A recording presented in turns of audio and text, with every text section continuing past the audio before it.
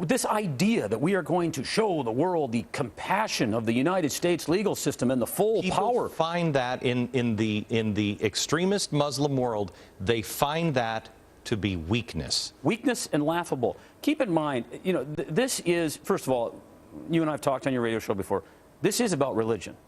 It is about a struggle within Islam. And the longer that we continue to coddle Islam and say, oh, this isn't about religion, it is about religion. Well, wait, hang on, separate this. It's not about religion, Christianity versus Islam. Yeah. It's about Islam versus Islam. There is an internal struggle within Islam. Mm-hmm. And the problem is, the moderate Muslims don't feel confident in speaking up because we're not there to back them up on this. We're simply, you know, and this this gets into political correctness and the fact that if you're a Muslim in this country, you have minority status, which means we can't criticize you. Well, the reality is the hardcore Muslims in this country and abroad are the biggest group of sexist, bigots, racists on the planet. These are the men. It's an all-male club that wants to live with rules that were made hundreds of years ago, but they don't want the religion to advance out of, say, 300 years ago and become modernized with the rest of the religions. Well, that is the thing that, I mean, up in Massachusetts this week, they announced that no Christmas, no mention of it, no green and red paper, nothing. Now, progressives don't want that to happen, but progressives have no problem sitting down at the table and brokering a deal and becoming friends with Mahmoud Ahmadinejad, who stones homosexuals in the town square. What is that? It's this upside-down world that we live in where we afford political correctness to the most intolerant group of individuals on the planet. All right, so let's go to PC because I can't take it with Chuck Schumer saying that you know, it's guns and the lax gun laws. You know what killed the 13 soldiers at Fort Hood? It was a nutjob Muslim extremist who had access to a gun because of the loophole called political correctness. Yes. That guy would never have had a gun in the America of my grandparents, because my grandparents would have said, "Excuse me, you think what? Allah Akbar, what?" Yeah.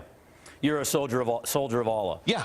It really bothers me that people talk about the fact that this Hassan was hazed, as if he's a junior high kid, a high school student at Columbine. He was an officer in the United States military. And the reason why he was hazed, Glenn, wasn't because he was Muslim. He was hazed because he was running around saying things like, it was okay that Muslim extremist shot the Army recruiter down in Little Rock. Can you imagine a fellow officer in the United States Army saying that?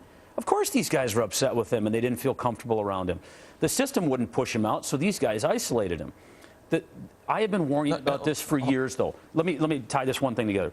Political correctness is neutering our intelligence agencies yet again. The Joint Terrorism Task Force that's run by the FBI and the Counterterrorism Center down in Langley, it's run by the CIA and the FBI, they have everything in place to have stopped something like this. The problem is they were told by the attorneys, ooh, we don't want to affect this guy's civil liberties. God forbid you put him on a watch list so that when he applies for a firearm, a little bell goes off on someone's computer in Washington, and they say, hey, this guy who's been running around saying this crazy stuff, he just bought a high-powered handgun that holds 21 rounds in the grip, and he bought a bunch of extra ammunition. Maybe we should keep an eye on him. Maybe we should alert base security so that when he goes up to the checkpoint, they can search to see if the gun's in his car. But no, that doesn't happen because nobody wants to offend. We don't want to offend anybody. Let me ask you this. I just got a note from a bunch of retired officers, NYPD and firefighters here in New York. And they said, we are going to stand and we're going to protest. We do not want these dirtbags coming to New York. And they asked if the 9/12 Project would stand with them. I can't answer for the 9/12 Project because that's an individual thing. Everybody makes their, you know, it's libertarian. You do whatever you want. I will. Yeah. Would you stand with them? Oh, I'll be out here. I'll get on the first plane. I'll donate some money. My concern with this is one of the great luxuries of what I do for a living is I spend 6 to 8 months a year for a minimum of 2 hours a day, often 8 hours a day, alone, trying to figure out where this stuff is going, putting myself in the shoes of the terrorists. And here's what I don't like about bringing this thing to New York City. We saw what happened in Mumbai. We saw what happened in Fort Hood. We saw what happened in Bali. The terrorists are learning. It's not going to be planes next time. They are learning that that stuff is really difficult to pull off. The easy stuff is a guy with a gun, is a guy with a backpack bomb. I said the other day that the Fort Hood thing is, you know what a shark bump is? Right before a shark eats you, it bumps into you first, and you remain still. And it decides how much of a threat are you? What are you? And so it bumps you before it eats you. Tests you. Exactly right. This was, I'm not saying this is a coordinated shark bump, but this is a shark bump. They've learned, look at, they're weak here. Yep. Eat them here.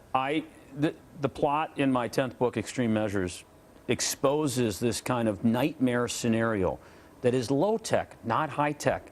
They've tried to get their hands on bioweapons. They've tried to get their hands on chemical weapons. They've tried to get their hands on nuclear weapons. They're on the record saying we would love to vaporize New York City and Washington, D.C. On the record. I'm not making this stuff up. I've read their words. And what they've learned now is it's a lot easier to just get these guys guns and ammunition and do a Mumbai.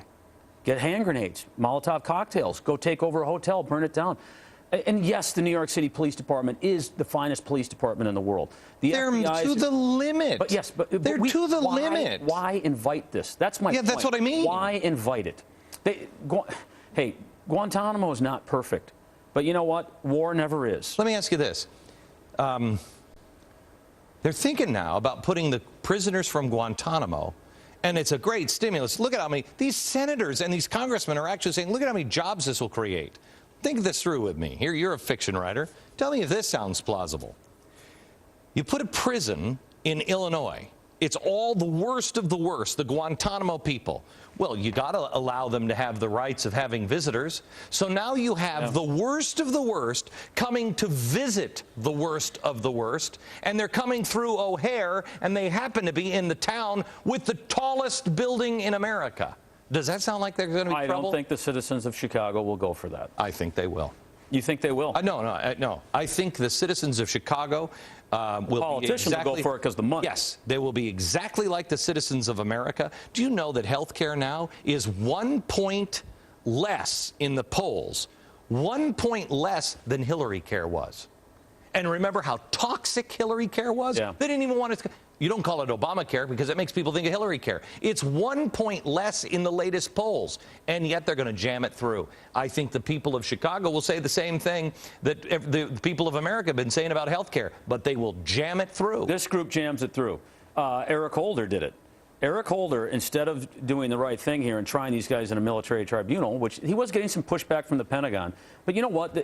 They were picked up by the U.S. military and the CIA overseas. That's where they should be tried. Instead of doing that, he does this end-around maneuver on a Friday. He announces it while the president's out of the country. And I think it's to embarrass you. I have to say one thing about Guantanamo that I hear people constantly say, that Guantanamo is the #1 recruiting tool for al-Qaeda.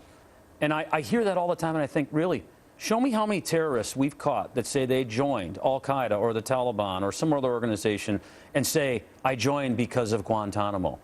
That's not true. These people, as you know, they come from countries where there are no Miranda rights. Saudi Arabia, Yemen, Jordan, Pakistan, Afghanistan, Iran, Iraq. These countries are not big on judicial process and civil liberties.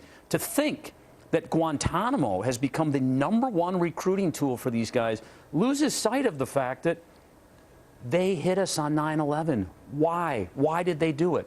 Nobody can answer that question. Very few people can answer it. You can answer it.